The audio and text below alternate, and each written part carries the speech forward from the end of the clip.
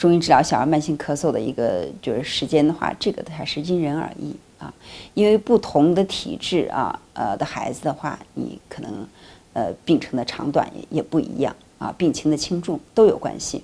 如果孩子体质比较壮实啊，我稍微用一点药，可能几天就好了啊。但是对于体质比较差的孩子，这次还没有治好，下次又感冒了，症状又加重了。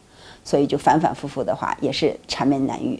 所以对于一个慢性咳嗽的孩子的话，我们不好回答他多长时间能治好，主要还是根据孩子的一个病情和他的体质。慢性咳嗽的这个就是病因的话，有时候也不太好找啊。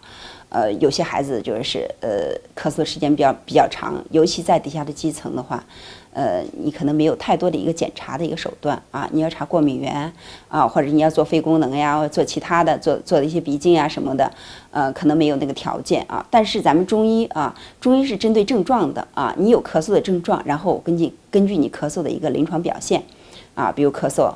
你有没有痰？痰是黄的还是白的啊？或者是你晚上咳还是白天咳？还有舌苔呀、脉象呀来综合的判断，我选用适合的一个中药或者中成药，我们进行的一个治疗。